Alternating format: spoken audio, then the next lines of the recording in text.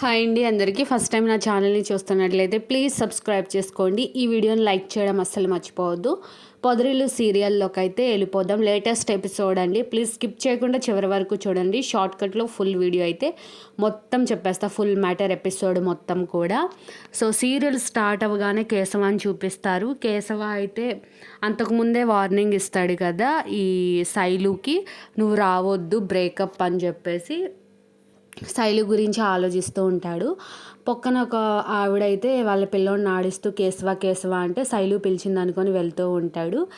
ఇంకా ఆ షాప్లో పనిచేసే ఆ పార్ట్నర్ అని ఉంటాడు కదా చేతి కింద, తననైతే నువ్వు ప్రేమిస్తున్నావు శైలుని అని అది ఇది అని అంటే, నేను ప్రేమించడం ఏంటి, నువ్వు ఏ పిచ్చివాగుడు వాగు మాకు, నీ పని చూసుకో అని చెప్పి తిడుతూ ఉంటాడు అనమాట. ఈ లోపల బాగా గుర్తొస్తూ ఉంటుంది శైలు. సరే మెసేజ్ చేద్దామని చెప్పేసి డైల్ చేస్తూ ఉంటాడు, టైప్ చేస్తూ ఉంటాడు ఫోన్లో. అప్పుడే శైలు కూడా ఏంటి నాకు కనీసం మెసేజ్ చేయాలి, కాల్ చేయాలి, నేనే ప్రేమించాలి, నేనే బతిమాలాలి, నేనే వెంట తిరగాలి అని చెప్పి అనుకుంటూ ఉంటే ఫోన్ చూసుకుంటుంది.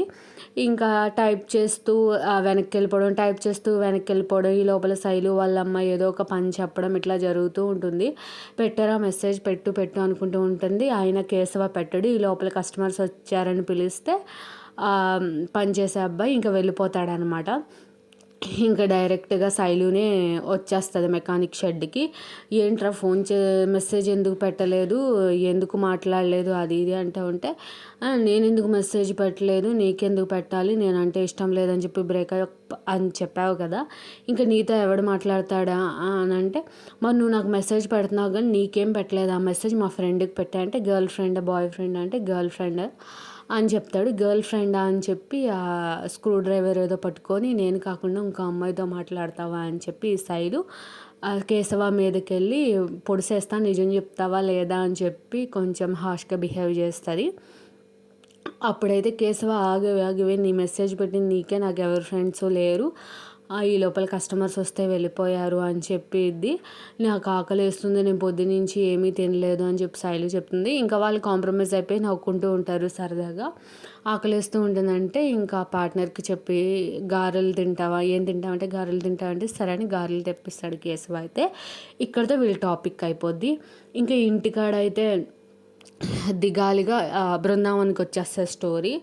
ఇంకా కన్నా దిగాలిగా కూర్చొని ఆలోచిస్తూ ఉంటాడు. ఏంటి ఇంకా చక్రి అనే రాలేదు, వీళ్ళిద్దరూ విడాకులు తీసేసుకుంటే దూరం అయిపోతారా అన్నట్టుగా కన్నా ఆలోచిస్తూ ఉంటాడు. బుక్ ముందేసుకొని చదువుకోకుండా. ఈ లోపల పెద్ద వస్తాడు.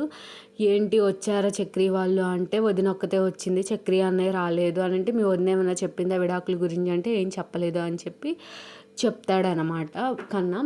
ఇంకా ఆయన వంటగదిలోకి వెళ్ళి కాఫీ పాలు కాస్తూ ఉంటాడు. పాలు పొంగిపోతే ఏదో ఆలోచిస్తూ ఉంటాడు. ఈ లోపల టీ పెట్టి తీసుకొస్తాడు పెద్ది. ఈ లోపల మహాలక్ష్మి బయటకు వస్తే మహాలక్ష్మికి కూడా టీ ఇస్తే, చాలా బాగుందండి, ఏం జరిగింది అని అంటే, ఇట్లా విడాకులకి అప్లై చేసాము, 6 నెలలు టైం పట్టిద్దని అన్నారు. ఈ లోపల అయితే కానిస్టేబుల్ని కలుస్తాడు చక్రి. కానిస్టేబుల్ని కలిసి మళ్ళీ విడాకులు అడుగుతుంది, మీరే వార్నింగ్ ఇవ్వాలి అని చెప్పి వాళ్ళ మధ్య కొంచెం టాపిక్ నడిసిద్ది. అవునా అని చెప్పేసి మహాలక్ష్మికి ఫోన్ చేస్తాడు. ఫోన్ చేసి, మీరు విడాకులు ఎందుకు తీసుకుంటున్నారు, నేను మొన్నే మీకు చెప్పాను కదా ఏమన్నా టార్చర్ చేస్తున్నాడా చక్రి, అసలు విడాకులకి ఎందుకు వెళ్ళారంటే, అసలు మీకు ఎలా తెలిసింది, ఎవరు చెప్పారా అంటే, నాకు ఎలాగైనా తెలిసింది, నువ్వు తీసుకుంటాక వెళ్ళావా లేదా అని అడుగుతాడు. సరే అని చెప్పి అట్లా మహాలక్ష్మి చాలా ఆలోచిస్తూ ఉంటుంది. ఈయనకి ఎలా తెలిసిందో ఎలాగైనా తెలుసుకోవాలి అని మహాలక్ష్మి అనుకుంటూ ఉంటుంది. చక్రి వస్తే ఎలా తెలిసిందని వేరే పర్సన్ గురించి బాగా తిడుతూ ఉంటుంది. ఎవరు చెప్పారని ఎలాగైనా తెలుసుకోవాలని చెప్పి చాలా ఆలోచిస్తూ ఉంటే నెక్స్ట్ ఏం జరిగింది నెక్స్ట్